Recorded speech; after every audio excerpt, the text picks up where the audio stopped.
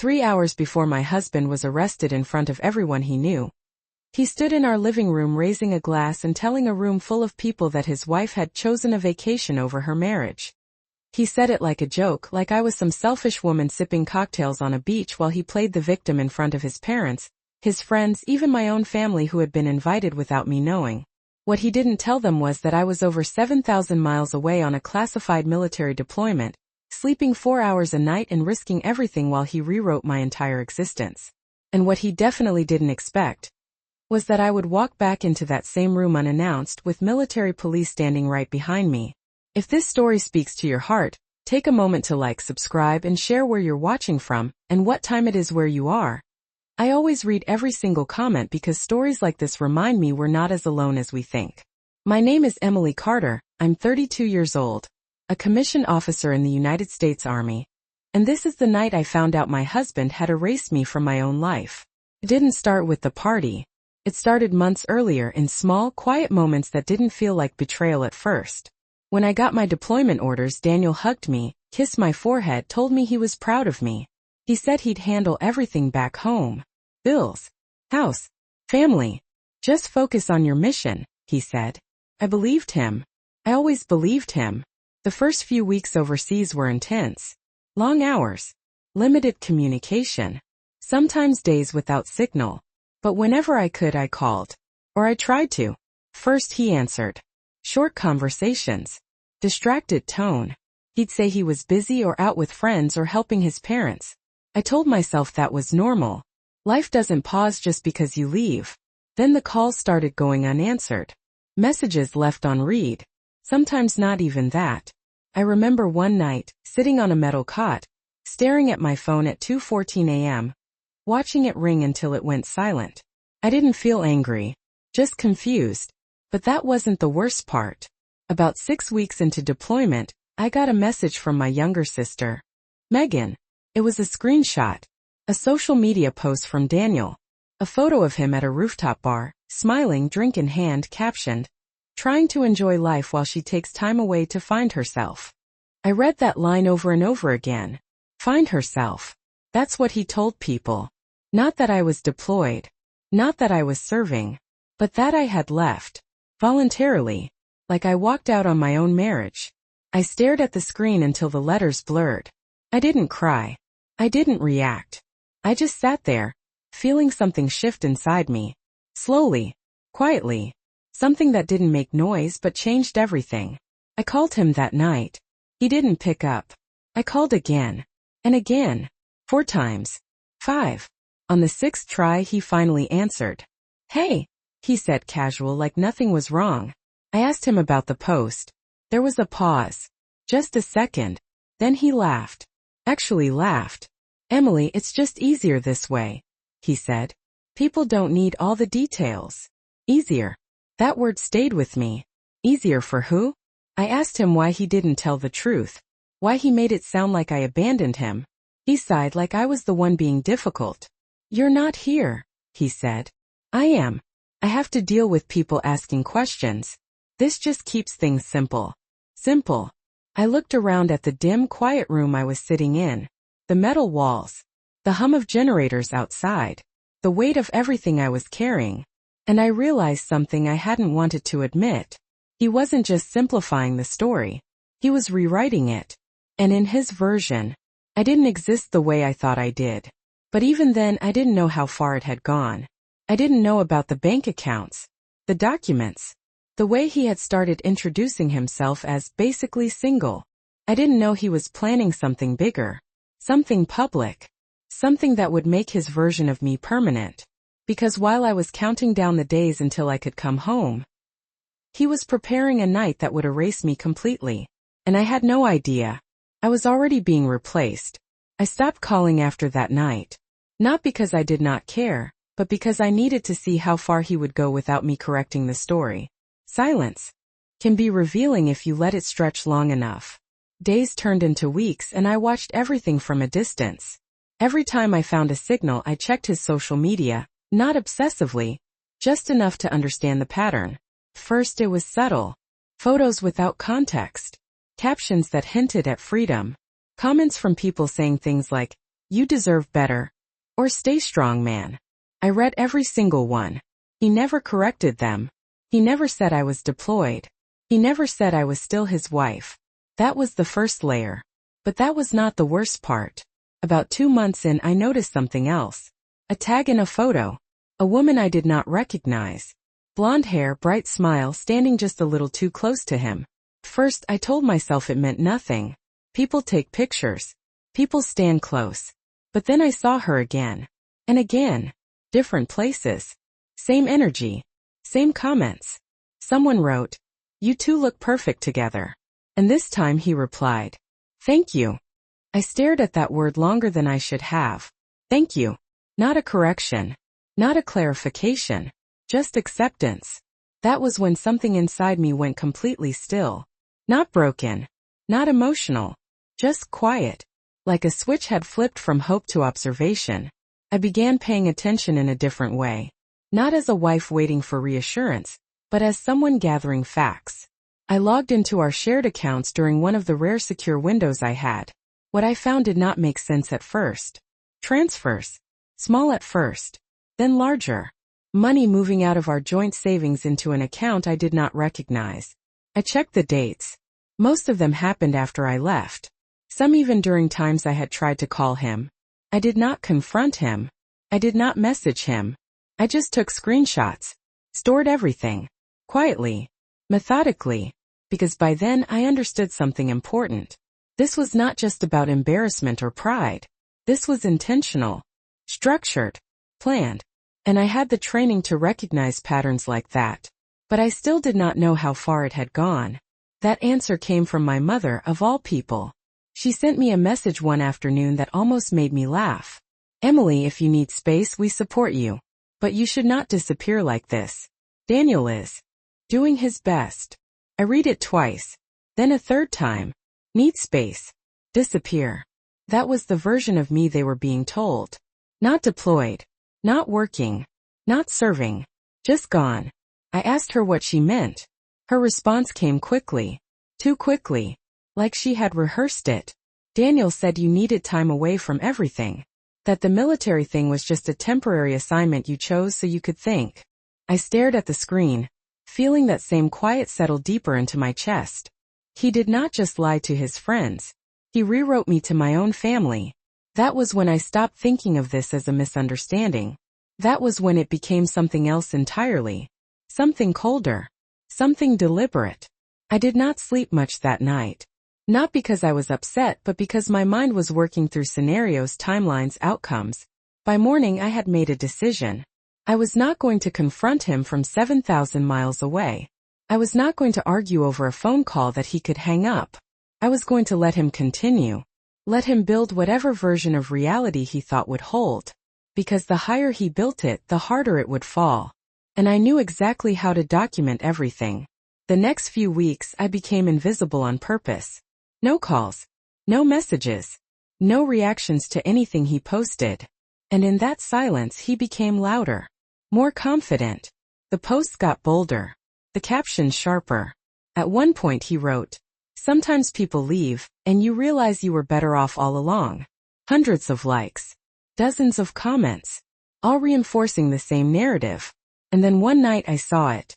The post that changed everything. A professionally designed invitation. Black and gold. Elegant. Public. Celebrating new beginnings. My address. My house.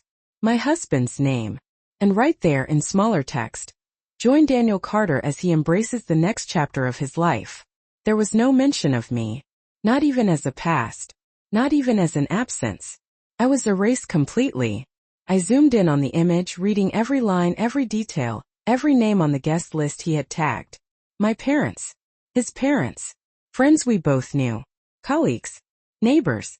All of them invited to a night that would confirm his version of the story as truth.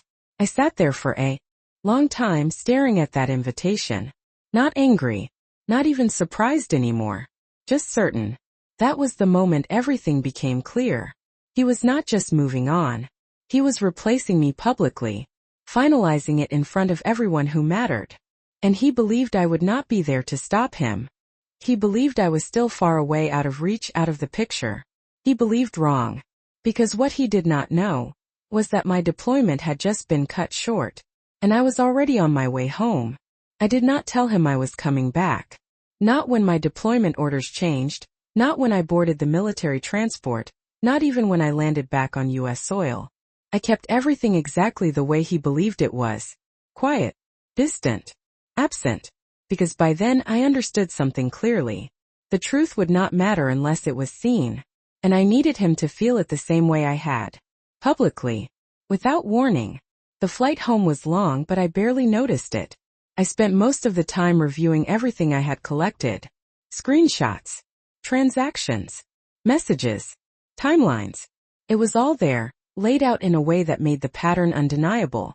This was not a misunderstanding. This was not emotional distance. This was calculated. And what made it worse was how confident he had become. The more I stayed silent, the more he expanded the lie. By the time I landed, I already knew what I was walking into. But that was not the worst part. The worst part was what I learned after I got back. I did not go home right away. I did not call anyone. Instead, I drove to a quiet parking lot just outside the base and sat there for a while, watching the sun set through the windshield. I remember checking the invitation again. The event was that same night. 8 o'clock. That meant I had just a few hours. Enough time to prepare. Enough time to decide exactly how this would end. I contacted the appropriate office first. Calm, direct, professional. I explained what I had found. The financial activity. The unauthorized access. The possible misuse of military-related documentation. I did not exaggerate. I did not need to. The facts were enough. They listened. Asked questions. Requested the evidence. I sent everything. Every file. Every record. Every timestamp. There was a pause after that. A long one. Then a simple response. We will take it from here. I did not ask what that meant. I already knew. After that, I sat in silence again. Not thinking about him. Not thinking about the party. Just focusing on what came next. Because this was no longer about proving him wrong. It was about letting the truth arrive on its own terms. And the truth, when it comes with authority, does not ask permission. It enters. Stops everything. It changes the room. I changed out of my travel clothes slowly, methodically. Pressed uniform. Clean lines. Every detail exact. I looked at myself in the mirror for a moment longer than usual. Not to check my appearance, but to remind myself who I was. Because somewhere along the way, he had reduced me to a story that was easier for him to tell. But I was not that story. I was not someone who left. I was not someone who disappeared. I was someone who stayed, who served, who endured. And tonight, I was going to walk back into a room where I had been erased and take my place back without saying a single word. By the time I got in the car again, the sky had already turned dark. The drive home felt shorter than it should have. Familiar streets. Familiar turns. Everything exactly the same. And yet, nothing felt the same anymore. As I got closer, I could already see the lights from a distance. Bright. Warm. Inviting. Cars lined up along the street. Voices carrying through the night air. Laughter. Music. It looked like a celebration. And in a way it was. Just not for the reason anyone inside believed. I parked a few houses down. Far enough that no one would notice my car. Close enough that I could walk the rest of the way without being seen too early. I stepped out and paused for a second, listening. Someone inside was giving a toast. I could hear glasses clinking. Applause. His voice carried faintly through the open windows. Confident. Comfortable. Certain. I walked slowly toward the house, each step steady, controlled. My heart was not racing. My hands were not shaking. There was no anger left in me. Just clarity. The kind that settles in when everything finally makes sense. As I reached the front gate, I stopped. Not because I was unsure, but because I wanted to take in one last detail. The sign near the entrance. Black and gold. Elegant lettering. New beginnings. I read it once. Then I stepped forward and opened the gate. What they did not know was that this night was not the beginning of anything. It was the end. I could hear his voice clearly now as I stepped onto the front path, steady and confident, the kind of voice he used when he believed he was in control of the room. Some people walk away when things get hard, he said, and I could almost picture the way he held his glass slightly raised, the way he tilted his head just enough to look like the reasonable one. But sometimes that is exactly what you need to see who is really there for you.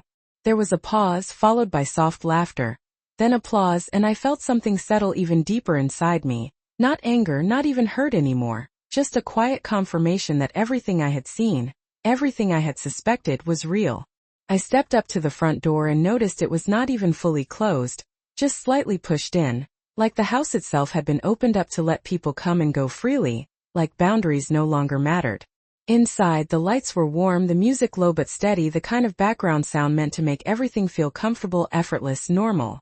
I pushed the door open slowly and stepped inside without making a sound. No one noticed me at first. Why would they? In their version of reality, I was not supposed to exist here. I stood just inside the entryway, taking everything in. The living room was full, at least 30 people, maybe more, glasses in hand, dressed in soft neutrals and dark suits, the kind of gathering that tries to look casual but is carefully curated. And there he was, standing near the center, exactly where I expected him to be. Daniel. Relaxed posture. Easy smile. One hand in his pocket, the other holding a drink. And next to him her. The same woman from the photos. Standing close enough that there was no confusion about what she represented. She was laughing at something he said, her hand resting lightly on his arm, comfortable, familiar, like she had already stepped into a space that used to belong to me. I watched them for a moment longer than I should have. Not because it hurt, but because I needed to see it clearly. No assumptions. No guessing. Just the truth exactly as it was. But that was not the worst part. The worst part was when I noticed who else was in the room. My parents. Standing near the back, talking quietly with his mother. Nodding. Listening. Accepting. My father even smiled at something Daniel said, like he approved of whatever story had been told. I felt that familiar quiet return again. Heavier this time, but still controlled. He had not just erased me from his life. He had replaced me in front of mine. Someone near the doorway shifted, and a few heads turned slightly, just enough for one person to notice me. A woman I vaguely recognized paused mid-conversation, her eyes narrowing for a second as she tried to place my face. Then it clicked. I saw it happen. The recognition. The confusion. Her smile faded just enough to break the rhythm of the room. That small shift was all it took. Another person turned. Then another. Conversations slowed. Voices softened. It was subtle at first, like a ripple moving through still water, but it spread quickly. Within seconds, the energy of the room changed. Daniel had not noticed yet. He was still talking, still smiling, still holding the center of attention like nothing could interrupt him. That was when I started walking forward. Slow, steady, measured steps across the hardwood floor. The sound of my boots quiet but deliberate. I did not rush. I did not hesitate. Every step was intentional. As I moved deeper into the room, more people turned to look at me. Some of them recognized me immediately. Others just felt that something was off. Something unexpected had entered a space that was supposed to be controlled. The music kept playing, but it sounded distant now, like it no longer belonged to this moment. I could feel eyes on me from every direction.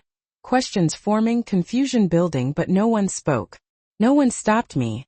They just watched. Daniel finally noticed when the conversation in front of him stopped responding. When the laughter did not come at the expected moment. When the attention he was used to holding shifted away from him. He turned slightly. Just enough to follow the line of sight of the people around him. And then he saw me. For a second nothing happened. No reaction. No movement. Just a blank pause, like his mind had not caught up to what his eyes were seeing. Then it hit him. I watched the color drain from his face, slowly, like realization was moving through him piece by piece. His hand tightened slightly around the glass. The smile disappeared. Not dramatically. Just gone. The woman next to him looked between us, confused, trying to understand what was happening. But she already knew something was wrong. Everyone did. I stopped a few feet in front of him, close enough that there was no distance left to hide behind. I did not say anything. I did not need to. Everything that needed to be said was already in the room. In the silence. In the way every single person was watching. in the way his entire story had just started to collapse without a single word from me. He opened his mouth like he was about to speak, about to explain, about to try to regain control of something that was already slipping away. But before he could say anything, the front door behind me opened wider. The sound of the door opening behind me was quiet, but in that moment, it carried more weight than anything Daniel had said all night. No one turned immediately. They were still focused on me, on him, on the silence that had settled between us like something alive. But I heard the footsteps. Measured, controlled, not rushed, not hesitant. And I knew exactly who it was before anyone else did. I did not turn around. I did not need to. Daniel's eyes flicked past me for just a second, and that was when the real shift happened. Not confusion, not surprise. Something deeper. Recognition. The kind that hits when a situation is no longer something you can talk your way out of. The kind that says this is real. The room had gone completely still now. Even the music felt like it had faded into the background, like it no longer belonged here. A man's voice spoke calmly from behind me, clear and steady. Daniel Carter. No shouting. No urgency. Just a name spoken with certainty. That was all it took. Every head turned. Slowly at first, then, all at once. Conversation stopped completely. Glasses lowered. People stepped back without realizing they were doing it, creating space in the room as if something invisible had entered and demanded it. I turned slightly then, just enough to acknowledge what everyone else was seeing. 2 military police officers stood just inside the doorway. Uniforms crisp, posture straight, presence undeniable. They were not aggressive. They did not need to be. Authority does not raise its voice. Simply arrives. Daniel looked at them, then at me, then back at them again. His mouth opened, but no words came out. The woman next to him took a small step away, her hand dropping from his arm like she suddenly realized she was standing too close to something she did not understand. "We need to speak with you," one of the officers said. Same tone. Calm. Controlled. Final. Daniel let out a short breath, like he was trying to reset himself. Trying to find the version of this moment where he was still in control. "There must be some kind of mistake," he said, forcing a small laugh that did not reach anyone in the room. No one responded. No one moved to support him. Not his friends. Not his parents. Not even mine. That was the part one noticed most. The silence around him. The absence of anyone stepping forward to defend the version of him they had all believed just minutes ago. Because something had already shifted. The story he had built was collapsing, not because I argued against it, but because reality had just walked in and stood behind me. But that was not the worst part. The worst part was what came next. One of the officers stepped slightly closer, not threatening, just firm. "We have questions regarding financial activity connected to your household accounts and documentation involving military affiliation," he said. The words were precise, careful, but the meaning was clear enough for anyone listening. I watched Daniel's face as he processed that. Not denial this time. Not confusion. Calculation. Fast. Desperate. His eyes moved around the room, looking for something, anything that could anchor him. But there was nothing there. No control. No narrative left to hold on to. He looked back at me then, really looked at me for the first time since I walked in. Not as the version he had described. Not as the absence he had created, but as I actually was. Standing in front of him. Present. Silent. Certain. "Emily," he started, his voice lower now, less confident, like he was testing whether he could still use my name the same way he used to. I did not respond. I did not move. I just held his gaze. Because there was nothing left to explain. Everything he needed to understand was already happening around him. The officer spoke again, not louder, not harsher, just clear. "We would like you to come with us so we can review this matter further." It was not a question. It was not a negotiation. And everyone in the room understood that. Daniel swallowed, his hand still gripping the glass like it was the only thing keeping him grounded. He glanced toward his parents. They said nothing. His mother looked away. His father shifted his weight, uncomfortable, uncertain, like he did not recognize the situation anymore. My parents stood still, their expressions frozen somewhere between confusion and realization. Slowly, carefully, Daniel set the glass down on the table beside him. The sound was soft, but it echoed in the silence.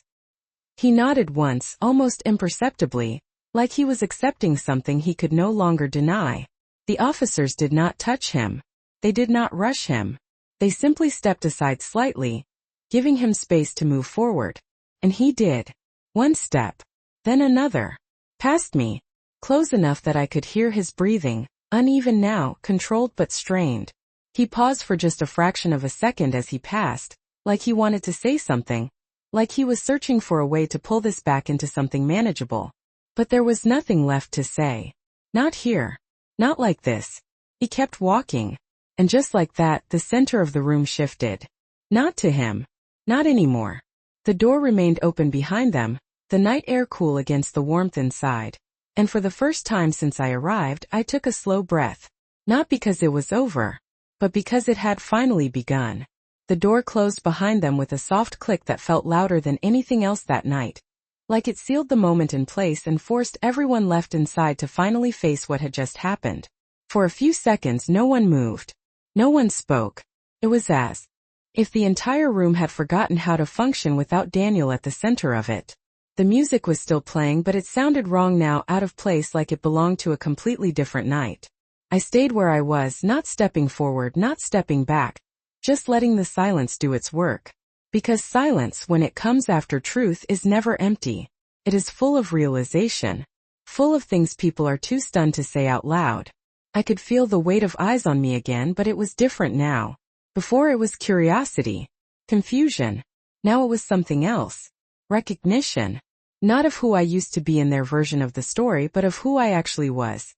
And that shift, that quiet recalibration in the room, was something I did not rush. But that was not the worst part. The worst part was what came next, when people started to understand their role in it. My mother was the first to move. She took a step toward me, hesitant, like she was not sure if she was allowed to close the distance that had been created. "Emily," she said softly, her voice uncertain, almost unfamiliar, like she was trying to find the right version of me to speak to.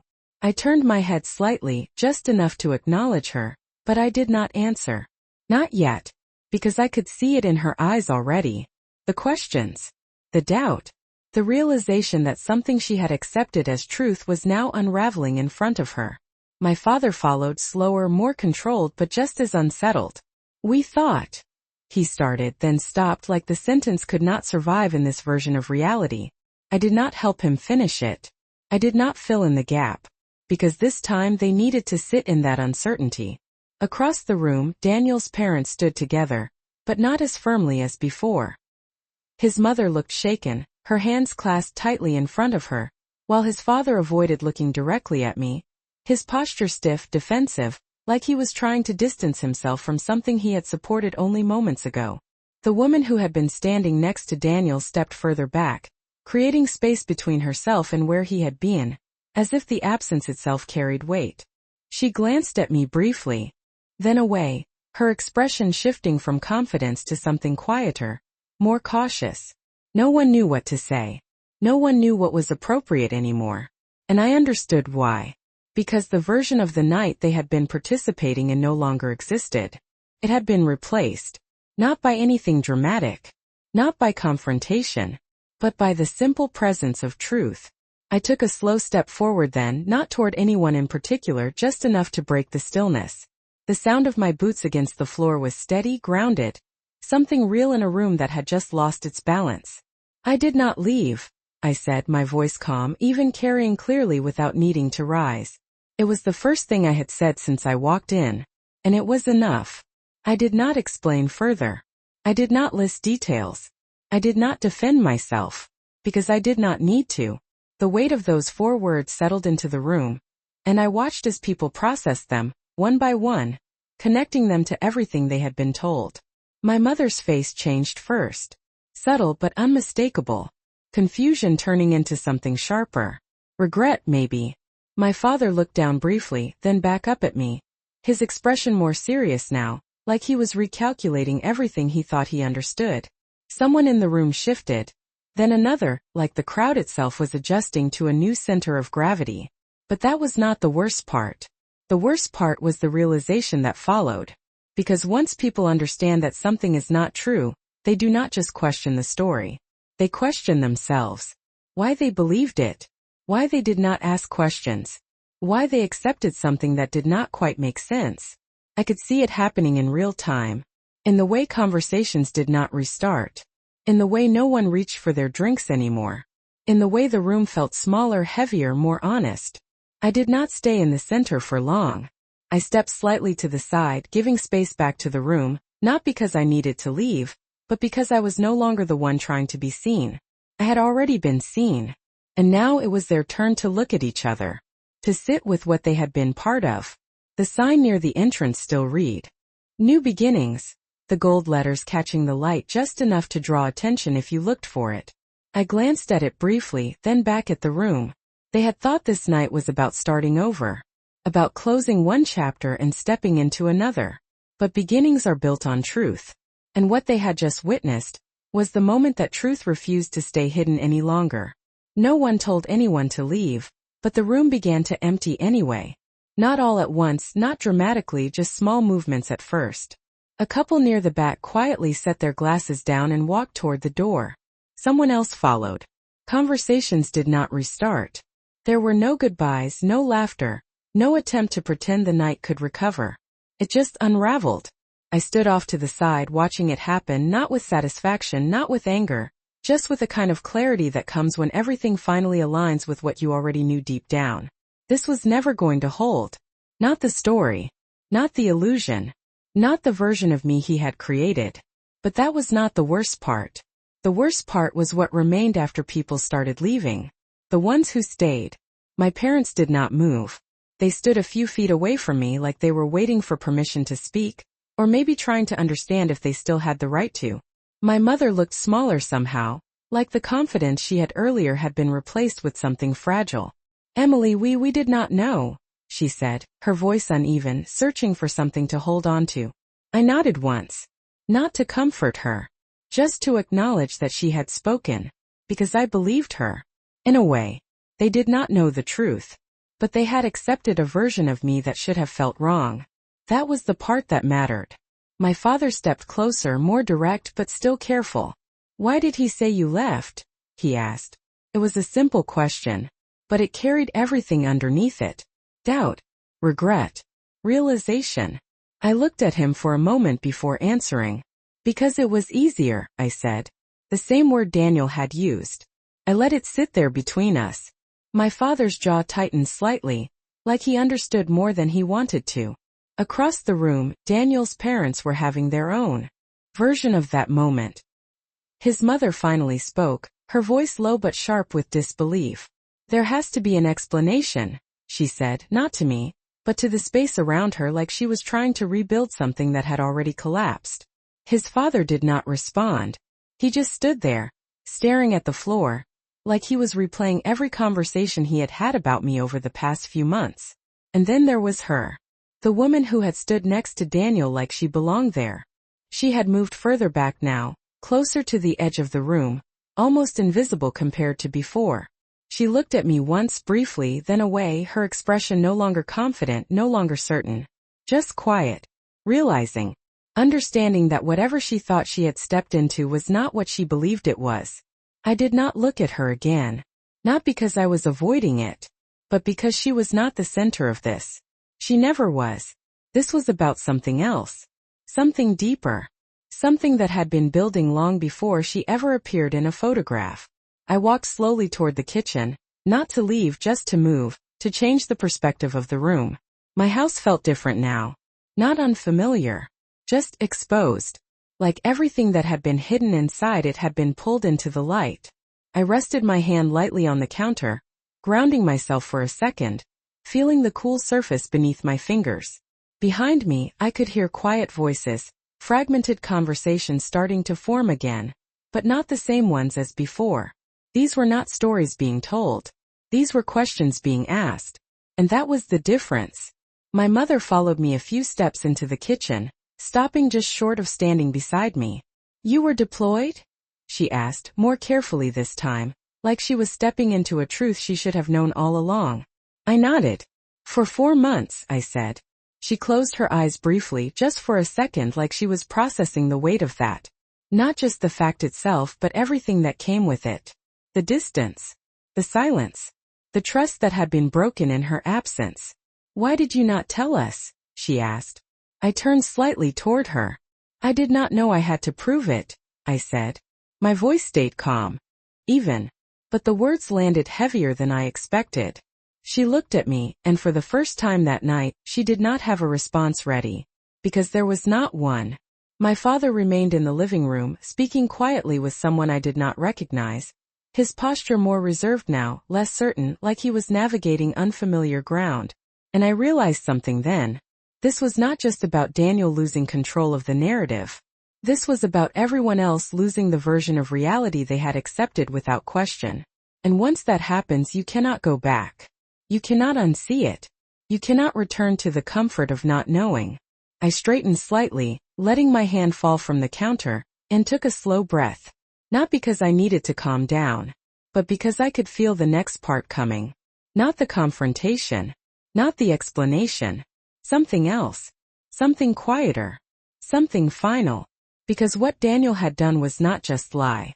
He had built something on that lie. Something structured. Something that reached into parts of my life that were not his to touch. And now that structure was being examined, piece by piece, by people who did not rely on stories, by people who relied on facts. And that was where everything would change. The house felt quieter with every passing minute, but it was not an empty quiet. It was the kind that settles in after something irreversible has already happened. People were still there, but no one was pretending anymore. No one was laughing. No one was performing. They were thinking. And that was far more uncomfortable. I stepped out of the kitchen and back into the living room, not to reclaim the space, but to see what remained of it. Half the guests were gone. The rest stood in small, scattered groups, speaking in low voices that stopped the moment I got too close. Not because they were hiding anything, but because they did not know what was appropriate to say in front of me anymore. The illusion had been shattered, and without it, no one knew their role. But that was not the worst part. The worst part was how quickly the narrative had flipped. Earlier that night I had been the absence. The one who left. The one people spoke about with quiet sympathy or subtle judgment. Now I was the center of something no one fully understood, but everyone felt. I could see it in the way people looked at me. Not with pity. Not even with curiosity anymore. But with caution. Like they were recalibrating everything they thought they knew about me. Daniel's father approached me slowly, his steps measured, his posture no longer rigid but uncertain. "Emily," he said, his voice lower than before, almost careful. "We were told." He stopped there, as if the rest of the sentence could not survive the shift in reality. I waited, not helping him, not interrupting, just letting him sit in it. "We were told you needed time away," he finished, the words sounding weaker now that they were spoken out loud. I nodded once. "I know," I said. He exhaled, a long breath that seemed to carry more than just the moment. "I should have asked questions," he added, almost to himself. I did not respond, because accountability, when it is real, does not need to be acknowledged. Just exists. Across the room my father was watching us, his expression more focused now, like he was trying to understand something beyond just the surface of what had happened. When our eyes met, he did not look away this time. That was new. That was different. My mother stood beside him, her arms crossed lightly, not defensive, just contained. Processing. Accepting. The woman who had stood beside Daniel earlier was gone. I did not see her leave, but I noticed the absence. Quiet. Immediate. Like she understood faster than most that there was nothing here for her anymore. And that was the moment something else settled into place for me. This was never about her. Or even just about him. This was about control. About narrative. About who gets to define what is true when the other person is not there to speak. I walked toward the front window, looking out at the street where the lights from parked cars reflected softly on the pavement. Everything outside looked normal. Calm. Unaffected. It was strange how something could change completely inside a space while the world outside continued without interruption. Behind me I could hear someone ask quietly, "What happens now?" No one answered. Because no one in that room controlled what happened next. back toward the room, taking it in one more time. Not with attachment. Not with resentment. Just observation. This house had held a version of my life that no longer existed. And tonight had exposed that version for what it was. Incomplete. Altered. Untrue. My father stepped forward then, more certain this time, like he had reached a decision internally. "Emily," he said, "we need to talk. Not here. Not like this." I studied his face for a moment. There was no authority in his voice this time. No assumption. Just something quieter. More honest. I nodded once.